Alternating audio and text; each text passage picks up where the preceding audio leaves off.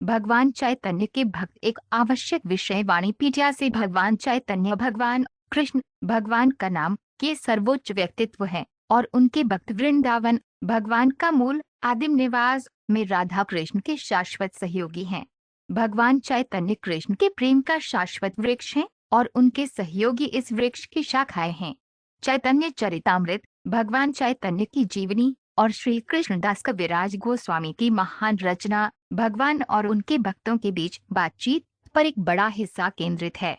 इस प्रकार चैतन्य भागवत और अन्य जीवनियों के साथ ये भगवान चैतन्य के सहयोगियों के बारे में जानने के लिए आधिकारिक संदर्भ है। भगवान चैतन्य हमेशा अपने भक्तों के प्रेम से नियंत्रित होते हैं। वह स्वयं सर्वोच्च भगवान है, लेकिन शुद्ध प्रेम उन्हें भी नियंत्रित करता है। शुद्ध भक्ति सेवा ही भगवान को आकर्षित करने का एकमात्र साधन है। वह सर्व आकर्षक है, लेकिन शुद्ध भक्ति सेवा उसे भी आकर्षित करती है। इस प्रेम कृष्ण के लिए के बल पर भगवान का हर एक सहयोगी पूरे ब्रह्मांड को भौतिक भ्रम भगवान की विस्मृति के चंगुल से बचा सकता है। श्रील प्रभुपाद कहते हैं कि इस्कॉन भी चैतन्य वृक्ष की एक शाखा है। श्रील प्रभुपाद की पुस्तकें, व्याख्यान, वार्तालाप और पत्र इस आवश्यक विषय की व्यापक प्रस्तुति प्रदान करते हैं, जैसा कि भगवान चैतन्य के भक्तों की वाणी श्रेणी में देखा गया है। उनकी पुस्तकों का एक परिचय निम्नलिखित 9 उद्धरणों में दिया गया है। श्रील प्रभुपाद की पुस्तकों से उद्धरण इसी प्रकार वर्तमान श्लोक ये भी वर्णन करता है कि सभी चंद्रमाओं की रोशनी से कृष्ण सूर्य के प्रतिबिंब से उज्जवल या चैतन्य महाप्रभु के सभी भक्तों की कृपा से कली के अंधेरे के बावजूद पूरी दुनिया रोशन हो जाएगी। युग केवल भगवान चैतन्य महाप्रभु के भक्त ही कलियुग के अंधकार इस युग की आबादी के अज्ञान को दूर कर सकते हैं। ऐसा कोई और नहीं कर सकता। इसलिए हम चाहते हैं कि कृष्ण चेतना आंदोलन के सभी भक्त सर्वोच्च सूर्य को प्रतिबिंबित करें और इस प्रकार पूरे विश्व के अंधकार को दूर करें। चैतन्य चरितामृत आदि लीला 13.5 उनकी जो भी आय थी उसका 50% उन्होंने माँ गंगा की पूजा में खर्च कर दिया और शेष 50% से अपनी आवश्यकताएं पूरी की।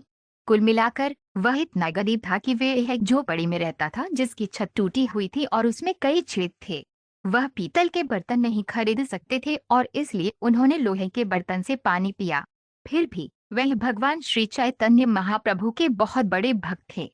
वह इसका एक विशिष्ट उदाहरण है। एक गरीब व्यक्ति जिसके पास कोई भौतिक संपत्ति नहीं है, वह भगवान का सबसे बड़ा भक्त कैसे बन सकता है। श्रीमद्भागवत 5.197 त्याग श्री चैतन्य महाप्रभु के भक्तों के जीवन को बनाए रखने वाला मूल सिद्धांत है। इस त्याग को देखकर भगवान श्री चैतन्य महाप्रभु अत्यंत संतुष्ट हैं। कोई भी, चाहे वह सामान्य भौतिकवादी व्यक्ति हो या शुद्ध भक्त, श्री चैतन्य महाप्रभु के भक्तों के व्यवहार को समझ सकता है यदि वे इसका सूक्ष्मता से अध्ययन करें। इस प्रकार कोई ये पाएगा कि श्री चैतन्य महाप्रभु के भक्त किसी भी प्रकार के भौतिक सुख से बिल्कुल भी जुड़े नहीं हैं। चैतन्य चरितामृत अंत्य लीला 6.220 श्री चैतन्य महाप्रभु ने पूरे देश में भक्ति पंथ का प्रसार करने के लिए व्यक्तिगत रूप से भारत के विभिन्न क्षेत्रों की यात्रा की।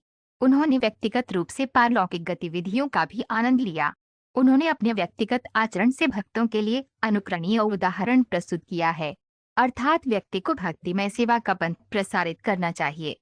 उन्होंने अपने भक्तों को विशेष रूप से निर्देश दिया कि वे सभी भारतीयों को इस संदेश को दुनिया भर में प्रसारित करने का आदेश दें, क्योंकि उस समय भगवान व्यक्तिगत रूप से दुनिया के अन्य हिस्सों की यात्रा नहीं कर सकते थे। चैतन्य चरितामृत मध्य लीला 25.264 भगवान चैतन्य के एक महान भक्त श्री प्रबोधानंद सरस्वती प्रभु ने बताया कि केवल जीवन की नरक स्थिति से बेहतर नहीं है, और जहाँ तक स्वर्गीय ग्रहों की प्रसन्नता की बात है, वे वास्तव में इच्छा या फैंटम से गोरियां हैं। वे भक्तों को नहीं चाहिए। भक्त भगवान ब्रह्मा या भगवान शिव के पद की भी परवाह नहीं करते, न ही कोई भक्त भगवान विष्णु के बराबर बनने की इच्छा रखता है। भगवान के शुद्ध भक्त के रूप में पृथु महाराज ने अपनी स्थिति बहुत स्पष्ट कर दी। श्रीमद्भागवत 4.2023 शुक्लंबर ब्रह्मचारी गंगा के तट पर नवद्वीप में रहते थे। जब श्री चैतन्य महाप्रभु परमानंद में नृत्य कर रहे थे तो वे चावल से भरा एक भिक्षा पात्र लेकर भगवान के पास पहुंचे। भगवान अपने भक्त से इतने प्रसन्न हुए कि उन्होंने तुरंत थैली छीन ली और कच्चे चावल खाने लगे। किसी ने उसे मना नहीं किया और इस तरह उसने चावल की सारी आपूर्ति खत्म कर दी। चैतन्य चरितामृत आदि लीला 17.20। श्री चैतन्य महाप्रभु दुनिया भर में भक्त चाहते थे और श्री भक्ति सिद्धांत सरस्वती ठाकुर और श्री भक्ति विनोद ठाकुर ने इसकी पुष्टि की। ये उनकी इच्छा का ही परिणाम है कि इस्कॉन आंदोलन पूरी दुनिया में फैल रहा है। भगवान चैतन्य महाप्रभु के सच्चे भक्तों को कृष्ण चेतना आंदोलन के प्रचार कार्य की तीखी आलोचना करने की बजाय इसके प्रसार पर गर्व करना चाहिए। चैतन्य चरितामृत आदि लीला 10.160। श्री चैतन्य महाप्रभु ने भवानंद से कहा, तुम्हारे पांचों पुत्र मेरे प्रिय भक्त हैं। रामानंद राय और मैं एक हैं, हालांकि हमारे शरीर अलग अलग हैं। गौर गणोदेश दीपिका 120 से 24 में कहा गया है कि रामानंद राय पहले अर्जुन थे। उन्हें गोपी ललिता का अवतार भी माना जाता है, हालांकि दूसरों की राय में वे विशाखा देवी के अवतार थे। वह भगवान चैतन्य महाप्रभु के अत्यंत गोपनीय भक्त थे। चैतन्य चरितामृत आदि लीला 10.134। श्री चैतन्य महाप्रभु ने तब अपने सभी भक्तों को सूचित किया, कृपया मुकुंद के ईश्वर प्रेम के बारे में सुने। यह बहुत गहरा और शुद्ध प्रेम है और इसकी तुलना केवल शुद्ध सोने से ही की जा सकती है। चैतन्य चरितामृत मध्य लीला 15.119।